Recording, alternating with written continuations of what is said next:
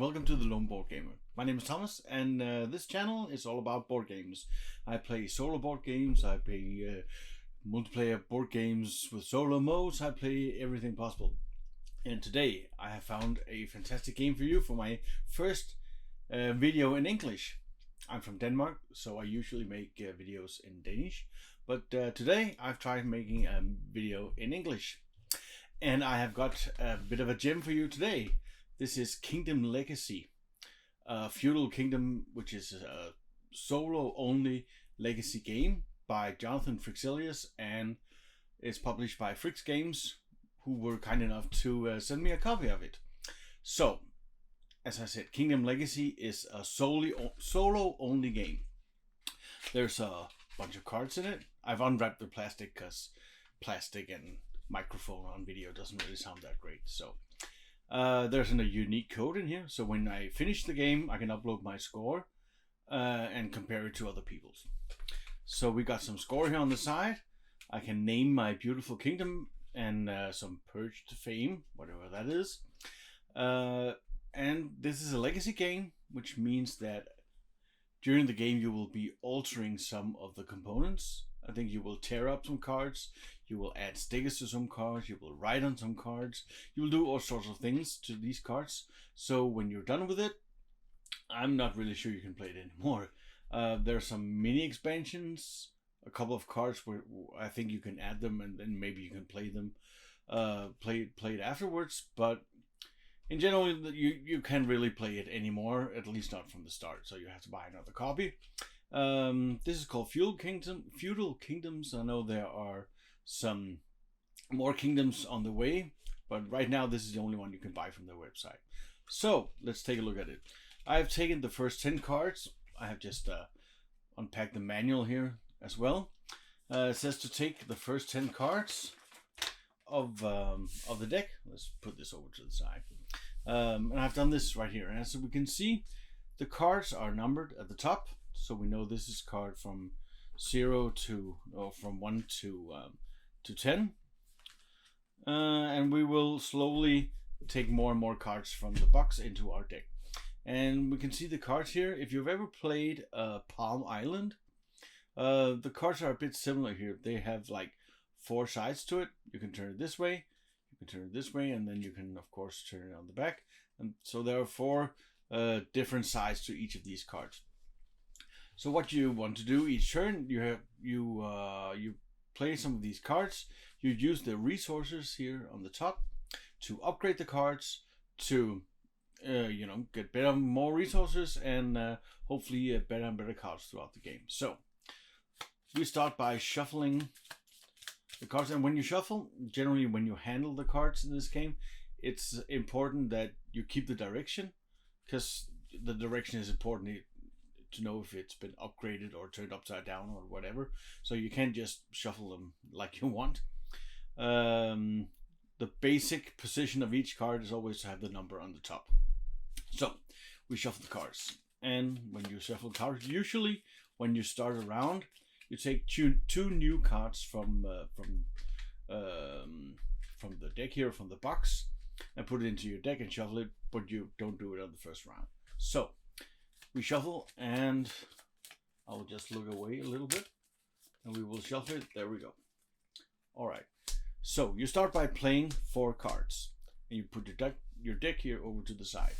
So here we got the 4 cards we are playing this turn. So as I said, you can see the resources here in the corner. So this is a forest, and if I discard it, I will get a wood. And this is a wild grass. If I discard it, I will get a coin. And here I will get a wood. This is a trader. You can see this is a person. Because it's oriented like this, it's the top half I'm looking at, not looking at this right now. Well, I can look at it. I can always inspect my card. I can always see what's on the back. What do I want to go for? How do I want to upgrade it? But I have to remember the orientation. So this card, for example, it takes 3 coins to upgrade it. And when I upgrade it, I turn like this. Now when I upgrade a card, that means my turn is over. And this one costs 3 coins, so it's a bit expensive. It also has a special ability here it has like a green check mark here. It says spend a coin to gain wood, which means that if I discard this, I can discard another card to spend a coin like it's a wood. So I have to discard it plus the other coin card here to get it. But right now I really don't need the wood. So another thing you can do on your turn, besides using your upgrades or using your resources, you can also, I think it's called advance, yeah. You can take 2 more cards from your deck, and let's try that now because this really wasn't the greatest start turn. Like this Wildgrass, you can see. Okay, it provides a coin. It takes 2 coins to upgrade it, but I can't really upgrade it. Any of the other cards. This one, you can chop down the forest and gain 3 wood, and then turn it like this to a felled forest. But we don't really need the 3 wood. Of course, we could do it anyway.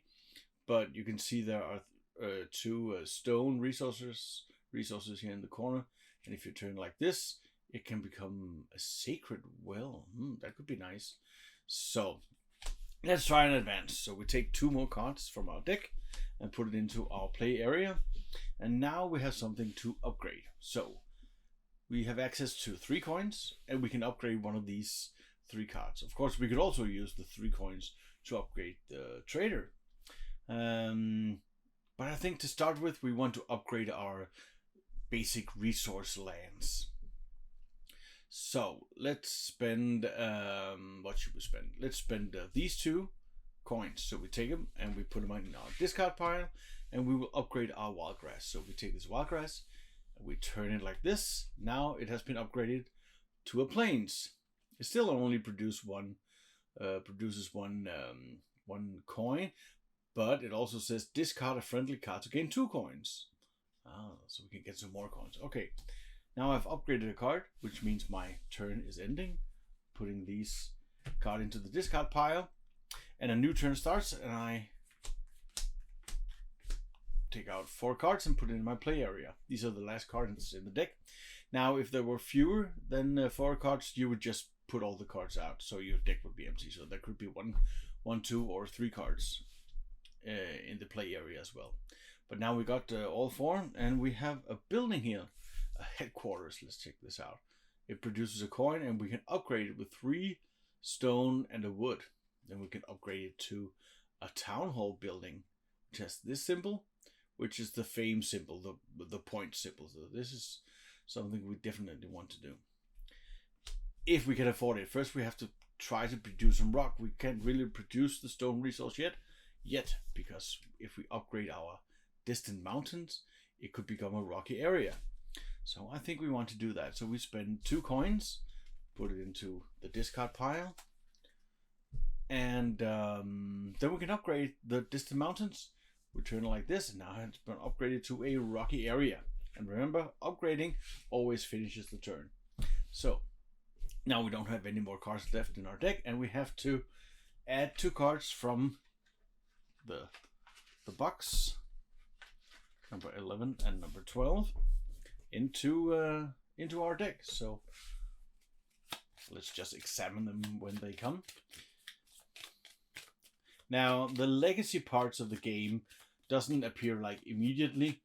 I think the rules say that around card 24 or 25, the real legacy part begins, where you begin to tear up cards, put stickers on cards, and modify your deck. So when you get to card 24, you can always stop if you want to try again. If you've just learned the game, you learned the rules, you can try again before you destroy any of the cards. So today, in this video, I will not be doing any of the legacy parts. I will not be tearing or modifying anything. Of course, there will be minor spoilers in this game for the first couple of cards we're taking from the box, but you'll discover them when you play on your own. So let's shuffle these. There we go. Put it into our deck, and of course reveal the first 4 cards into the play area. Let's see if we got something interesting here. we got the planes, the one that we upgraded before, and it takes 3 coins to upgrade it further. But we can't really. We don't have 3 coins. Of course, we could take 2 more, but I think we want to upgrade. Maybe we could upgrade these wild planes. Of course, we could also take 2 more cards, take an advanced turn, and then use the trader. We could upgrade the trader because that takes 3 coins. Let's try to do that. Okay, so we take 2 cards, advance, then we spend 3 coins and upgrade this trader, and now it's a bazaar. It's a building where we can discard it, spend a coin to gain either a wood or a stone, and it's worth 1 point. Perfect. That was upgraded. Everything goes into the discard pile, and upgrading ends our turn. So we draw 4 more cards. Now, only 2 cards left in the deck, so we could of course advance again. Try to use those coins to upgrade some of this. Let's see here. We have new cards. The river, which gives a coin and can be upgraded by building a bridge with some wood. And here we have the jungle, and we can upgrade it, of course, and we can spend a coin to gain some wood.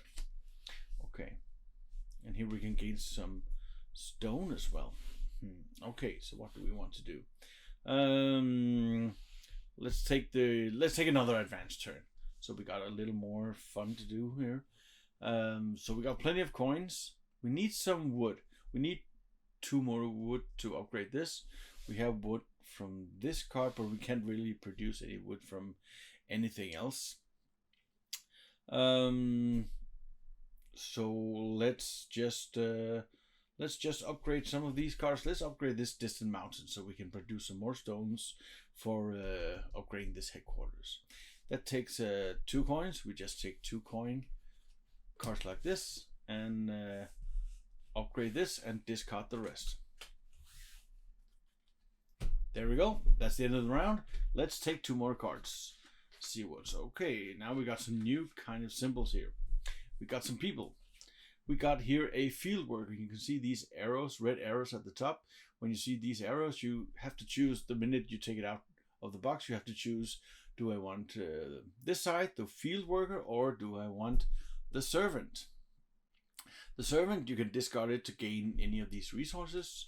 And the field worker, you can choose a land in play and gain its production as resources. You can see in these cards, like this jungle card, it says land over here, so you can use this for the field worker. Of course, we also had a building card, and it makes sense that the field worker doesn't really work in the building card. So what do we want to do? Do we want to produce on a land card, which doesn't make it it doesn't discard it, it stays in place. That's pretty good. And here we have a choice of which one we want to take. Let's try to take the servant. That way we can get some more stone, more wood. Let's take this one. Now a bandit also appears. This bandit is an enemy. As we can see here, it has the enemy trait. It is -2 fame, so that's not so good. And when it's there's a red lightning, which means it happens the minute you play it in your play area. It blocks 1 card with a coin production. So when it blocks another card, you put it on top of it. Then we can spend some swords to defeat it. This symbol means tearing it up and gain resources. So well, we haven't seen any sword resources yet, but I'm sure it'll come. So let's shuffle this. Like I said, if you've tried Palm Island, so this is a bit similar to the way the cards are designed. Of course, in Palm Island, you keep all the cards in your hand in the palm. Here you use the table, but it's not like a table hog. It doesn't really fill that much on the table. So let's just shuffle this. I will look away a little bit, and I will cut the cards. Here on the Lone Board Gamer channel, we don't cheat. So 4 more cards. Let's see what we got here. Now we can gain some wood. We can fell forest, and then we maybe can upgrade this rocky area. Now this fell forest is a little bit special because you have to discard it, and to gain these 3 wood resources, and then you turn it this way. Now, that's the same thing that happens when you upgrade it, but this is not an upgrade because it's in one of these white ability boxes. So it's not an upgrade, so it doesn't end my turn. So I can gain the 3 wood, turn it, and then discard it. So I have 3 wood now, and I can use this one, discard it, and discard another friendly card to get 2 coins. So I have 3 wood and 2 coins, and that is enough to upgrade this rocky area. Let's see what it becomes. It becomes a quarry. Nice, which produces 2 stone. That is perfect. Let's discard this and see what else we got. Oh, now we got the bandit. Of course, as always, when we start the turn, we always put out 4 cards. So this bandit, he's going to steal from, he's going to block one of these cards. Now, I think he will probably block this card because we can't upgrade it. It's way too expensive to upgrade, so he can block this one. Now we only have 2 cards left. And of course, we can't use the gold on both of them if we want to make an upgrade. So we can take 2 more cards. Let's try and do that. We take the bazaar and the jungle, which takes 3 coins to upgrade, which we really can't do anything about because this bazaar doesn't provide us coins. We can spend a coin to gain some other resources, but it doesn't provide anything. So that didn't really help us a lot. Maybe we should take another advanced turn. All right, let's see this too. So we got the servant, and we can use the servant to get a resource. So what do we want to upgrade? Do we want to upgrade the bazaar? The bazaar now, if we upgrade it, it's worth more points, and we can make something iron, maybe steel, something. That could be useful. Also, we could upgrade another rocky area to make a quarry. We could also turn the jungle into huge trees so that it actually produces something, and it costs 3 coins. So we could discard this one, and this one to make 3 coins. Upgrade the jungle. That was an upgrade action, so we throw everything out. The bandit as well. Everything goes into the discard pile, and we only had 2 cards left. Can we do anything fun with these? I probably should have used that. Should have seen that I only had 2 cards, but oh well. It's too late to do anything about now. So let's just discard this. There is there's also like a pass action that you can do to just end the turn. Now the round is over because we don't have any more cards. So let's take 2 more cards from the box. Taking cards from the box like this is called discover. So we now discover 2 cards. I think there are about 140 cards in this box, and the cards from 0 to 1 to 70 is like the game cards. So when you reach card number 70, you end the game. That's like the purpose of the game is to get to card number 70.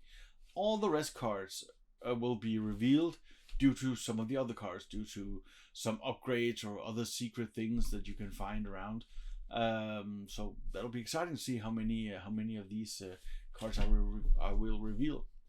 Okay, let's take one more round. So we take the bandit and we take another distant mountain into our deck, and of course we have to watch the orientation that we don't shuffle them too much. And I will just turn away and shuffle. Do a cut, and here we go. 4 cards into the play area. So the fell forest, the one we fell to get the 3 wood resources, we can upgrade it now, and if we upgrade it, it becomes a lumberjack, where we get 2 wood in production now. That's pretty good. But now we can't really produce rocks here, or stone, the stone resource. We have the coins. We could pay a coin to upgrade it, this fell forest, to let it become a forest again. Ah, that was pretty clever. So if we turn it into a forest and then upgrade it, that's when we turn it into a sacred well. And you can also see here, there's the icon for destroying the card to discover shrine, which are 2 cards, 82 and 83, that we pull from the box. That could be pretty fun. So let's try to do that. We spend a coin to upgrade this, and of course we discard the rest of the cards, and we pull 4 more. So we got the servant. So I'm thinking here we got 3 coins. Let's try upgrade these huge trees, see what they become. They become the deep jungle, which produces 2 woods.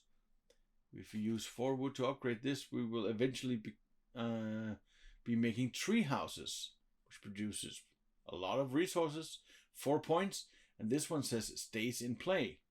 Now this means that if you don't use the card for production, because then you would discard it, then it just stays in play, and you would just draw 4 more cards, and you can use this on another turn. That's pretty useful. So that's perfect. Now we got the deep jungle, and hopefully we can upgrade it in another turn. Here we go. Let's do 4 more. Oof, the bandits. Now the bandit has to block a card with a coin production, and there is only this one. So right now we can't really do anything with this. So I'm thinking we could take 2 new cards. There, I can see there's a bandit card here on top of the deck. So of course that will destroy the next the advance a little bit, but if we could take it now with an advanced turn to make sure that the bandits don't come in the turn after. So let's do that. Let's take the 2 bandits, or the 2 cards like this. The bandits has to rob the headquarters, and we still can't do much. So let's take the 2 last cards and see what we got. What could we do here? We can use some coins, but we don't really have any coins, and we can we have to use 2 coins to upgrade this one, 3 coins to upgrade this, 2 coins for this one, 3 coins for this. So the way I see it, we can't really do anything. The bandits ruined the turn for us. Let's throw them out. So now you've seen a little bit about how Kingdom Legacy works. Like I said, we haven't really tried any of the legacy parts in this video yet. Maybe I'll do a later video with a full playthrough. But you got some idea. We got some of the symbols, so we could see that eventually we will tear up some cards where we had the where we could discover the shrine. So I'm really looking forward to trying the rest of the game, see how many of these cards I can discover. So far it plays really smooth. I think the way you upgrade the card, you turn the cards, there are 4 effects or 4 states of a card. It's pretty nice. It's not like revolutionary mechanic, but it works pretty well, and it'll be fun to see how many other different kinds of cards there are. We have just seen a few enemies. Maybe there are more. We've only seen a single person. Maybe there are more persons who are in the deck trying to hopefully to help me.